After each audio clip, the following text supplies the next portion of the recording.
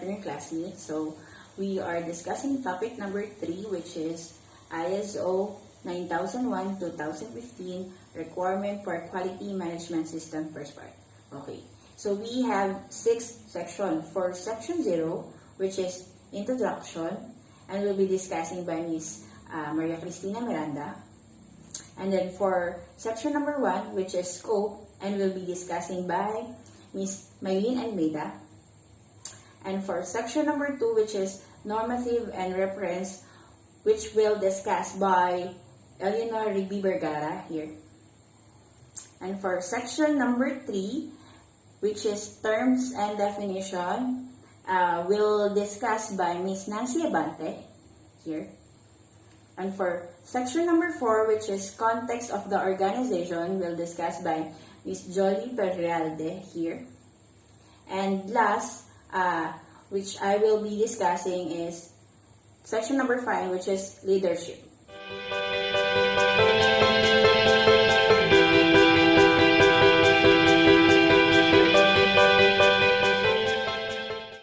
What is ISO 900-2015 QMS requirements?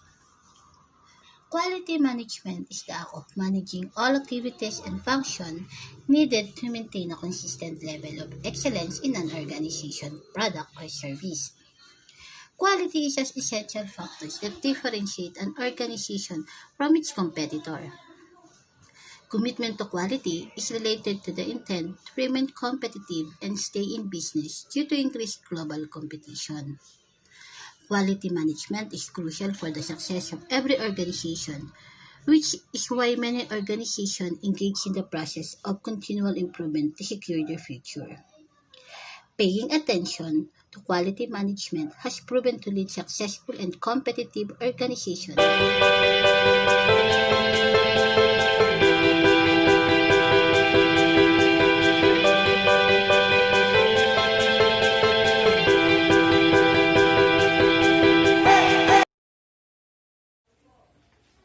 Determining the scope of the quality management system has been a part of the ISO 9001 requirement for a long time. This scope is a vital part of the quality manual, as it defines how far the QMS extended within the company operations and detailed any exclusion from ISO 9001 requirements and the justification for this. It is through the scope that you define what your quality management system covers within your organization. With the release of the new update to the ISO 9001 requirement, ISO 9001-2015, there is some additional clarification on defining the scope of the QMS. This clarification will help to understand how companies define the scope of their QMS, even if they choose not to have a quality manual, which is no longer a stated requirement in the standard. Section 4.3 of the standard details that requires for determining the scope of the quality manual system. In a note about the QMS, it is stated that QMS can include the whole organization, specially identified function of the organization, or one or more function across the group of organization. To start, there are 3 considerations to be included when determining the scope. 1.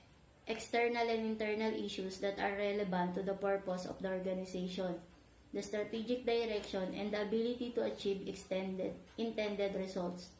Second, requirements of relevant interested parties. Third, the product and the services of the organization. In addition, the scope is to include any requirement of the ISO 9001 standard that can be applied. And if the requirement is determined not to apply, the organization will not use this as a reason for not ensuring conformities of product and services.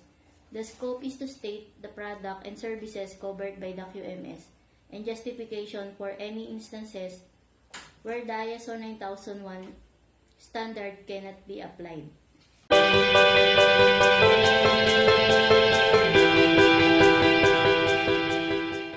ISO 9001-2015 or the Quality Management System high-level structure or the Annex SL consists of 10 core clauses, which are the scope, normative references, terms and conditions, context of the organization, leadership, planning, support, operation, performance evaluation, and improvement. So I will be discussing the section 2, or the normative references. Normative references simply means any other document which are referenced within the management system standard. In the case of ISO 9000:2015, there are many references made to ISO 9001:2015 or the Quality Management System Fundamentals and Vocabulary. What is the ISO 9000:2015 Fundamentals of Vocabulary? This is the understanding how processes interrelate and produce results, can help to identify opportunities for improvement, and this optimize overall performance. This also applies where processes or parts of the processes are outsourced. Understanding exactly how this affects or could affect the outcome and communicating this clearly to the management, and ensures the clarity and accountability in the process. So, with this, these documents explain the key concepts and define the core terminology used in the ISO 9001:2015. While it is not mandatory to purchase the ISO 9000:2015, alongside ISO 9001:2015, it can be valuable in fully understanding the purpose of the quality management system and in the creation and implementation of unique systems. There is an assumption throughout the standard that each term used is understood according to its definition and described in ISO 9000:2015.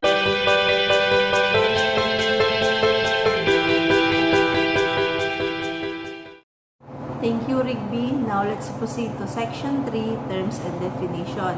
Section 3, ang nilalaman lang naman ito yung mga terms and definition o mga terminology na ginamit dito sa standard na ito. There are two main reasons why it defends business to be familiar with ISO 9001 terminology. Unang-una, yung comprehension. Learning ISO 9001 terminology is the first step towards being able to understand ISO 9001 requirements and what your organization need to meet them and eventually become certified. And number 2 is the implementation. When implementing new quality management system, QMS, to meet ISO 9001 requirements, you will be better equipped to educate employees through yung mga basic ISO terminology na kailangan nating malaman. ISO, this is the acronym for the International Organization for Standard. Are essential benchmark in quality. Asset inventory. Asset inventory is the compiled list of everything an organization has its possession. And then, aspect and impacts register. This is the review that covers the effect your business has on the environment. Management. Management is the control of resources, system, and processes. Management system. The management system is the process organization used to help set up and organize policies, objectives, and more. Management review meetings. These meetings are brought together to have the proper evaluation of the management system and discuss what the areas are successful. Policy. Policies are documents that include information about the set of standard. Process. A process is the set of tasks that are completed to work towards the ultimate goal. Process approach. This term refers to how management plans strategies to improve processes. Process-based quality management systems. This term reflects processes that are integrated within an organization to improve quality. Quality. This term is applied in a few different ways. Quality management. This term refers to any activity that is being performed by an organization to maintain or improve quality. Quality Management System or the QMS. QMS is an organization system which implements policies and objectives into the process that helps improve the standard of quality. Quality objective. These terms represents the plan laid out to ensure that quality results are achieved properly. Quality policy. The quality policy is a document that shows the standard your organization has set for itself in terms of improving and maintaining quality for the customer, providers, and employees. System. System is how a certain set of processes operate to work towards ultimate goal. Terminology naman po ay related sa international implementation. Ito yung context of organization. Everything that is represented by organization, including customer experience, work environment, values and mission, and performance. Control document register. The control document register is a compiled of all the organization standard documents such as forms, policies, and etc. Defects. This falls under the same category as non-conformity. Design and development. This refers to how resources are distributed within the organization. Determination. Determination involves finding and identifying values of data and what they represent. Documentation. This is the required ISO 9001 papers that provide data related to the system of processes in addition to procedure related to job or department function. Effectiveness. Effectiveness determines how well a plan is operation is going. Feedback. Feedback reflects a customer's or employee's comments. Function. This is referring to a particular role that is filled by the department within the company. Gap analysis. This is an initial assessment of the organization system and processes. Implement. Implementation is the process of putting a system or plan into place. Improvement. The ultimate goal of establishing a QMS is improvement. Information system. Information system refers to the communication methods that are enabled in an organization. Initial assessments. This reflects the current status of the organization. Leadership. Leadership consists of the top management. Monitoring. This is to check how processes are operating and to make sure they are all in the compliance of ISO 9001 standards. Objective. An objective is a goal set out by an organization that has planning behind it for execution. Operation. Operation is related to internal and external system within the organization. Output. An output is the result of a process that has been successfully completed. Planning. Planning involves creating a series of actionable items within the QMS framework that prepares organization for success. Record control, similar to document control. Regulatory requirements, a task or action that is required from the organization. Requirements. Requirements come in any forms but mainly focus on the standard itself. Naman po ay mga terminology related to auditing process. Audit. An audit is a routine inspection performed by either internal employees or the external third-party auditor. May dalawa pong klase po yan, the internal audit and the external audit. Audit findings. The findings of an audit. Audit evidence. Audit evidence is what is used to support the solution taken from an audit. Audit criteria. The criteria of an audit is essentially a list of expectation the business must meet to pass the audit. Audit program. The audit program lists the details surrounding an audit. Objective audit evidence. this is saving information that is represented in the forms of documentation and records. Outsource. Outsourcing is the action of requesting the aid of an external organization for a specific task. Performance. The performance is the measure of how well or poorly a particular subject is doing in an area.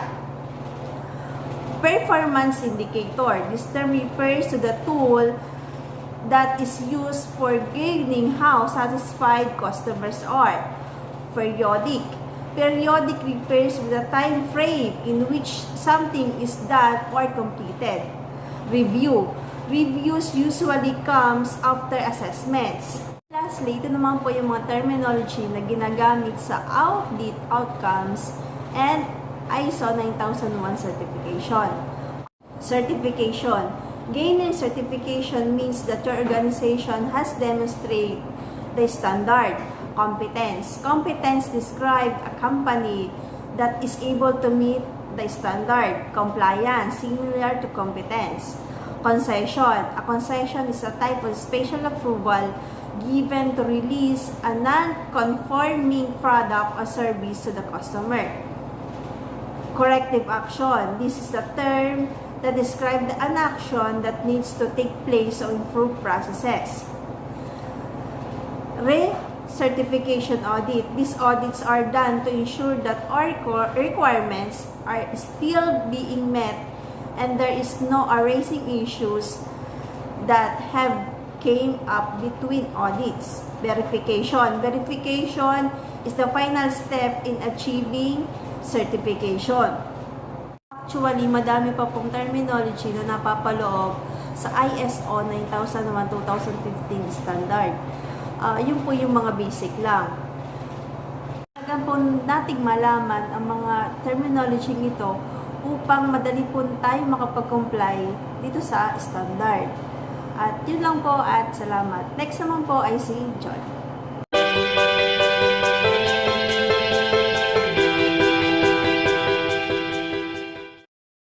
Context of the organization. The organization shall determine external and internal issues that are relevant to its purpose and its strategic direction, and that affect its ability to achieve the intended result of its QMS, such as issues arising from technological, competitive, market, culture, social, and economic environments, issues related to values, culture, knowledge, and performance of the organization, the identified needs and expectations of relevant interested parties, applicable legal, regulatory, and other requirements to which the organization subscribes.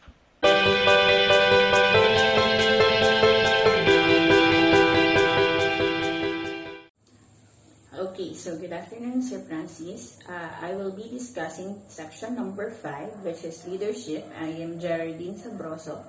Okay, for leadership, definitely I will discuss the roles and responsibility of a leader when it comes to executing quality management system. Okay, so number 1, taking accountability of the effectiveness of the quality management system.